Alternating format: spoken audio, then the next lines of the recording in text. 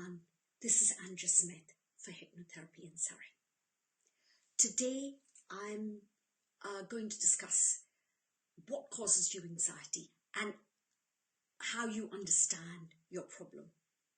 So the first thing I'm going to tell you is about life events. Life events, all the different pressures can come at once into your life. You experience, for example, there could be a financial difficulty combined with the relationship problems all at the same time can make your anxiety really worse. Also, it can make you feel that you cannot cope with the demands of all of these life events coming at once. Sometimes it could be nothing of your doing, it just could happen because that's the way things are. Also, it can make you feel that you cannot cope with these demands. Life experiences also can cause anxiety through experiencing some bullying in the workplace. You might find that workplace bullying can cause you, in the past, you find it difficult to start a new job or make it difficult for you to go to work. The second thing that causes anxiety is thinking styles. Anxious people do have a tendency to expect the worst possible scenario. They just think the worst thing will occur. Feel that they have to constantly be on guard and believe that thinking about the worst case will help them be prepared just in case it happens again.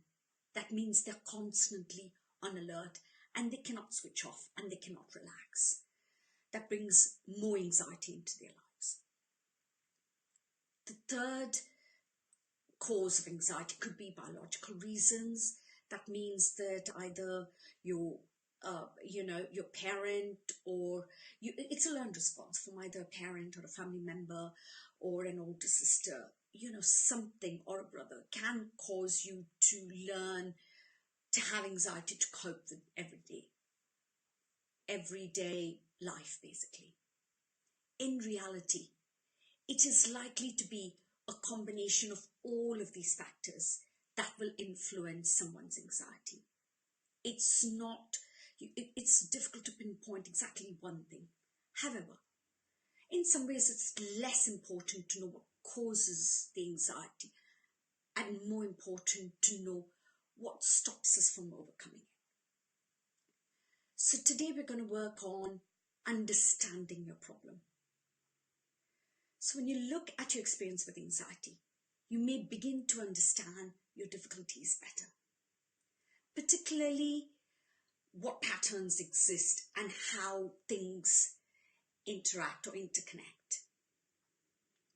So for example, your thoughts might be, I'll be rubbish at this, I'll miss my deadline, they will think I'm not up to the job. Your situation might be you're working on a work document that you have to complete for your boss.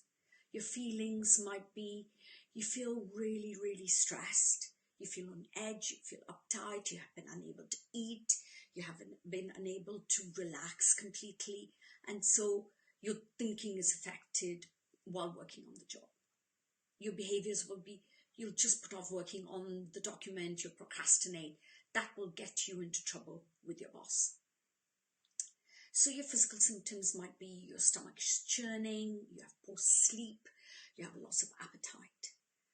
So just understanding where this anxiety comes from, what causes it, and understanding your problems. You can put all of these things in like a little box and note it down in your diary, and that will help you really understand your anxiety and where it comes from and what causes it. So thank you for watching today, and I will see you next Wednesday on another episode to do with anxiety or any other. Please put your comments in the box, and any questions you have, any problems, and I look forward to speaking to you later. Bye.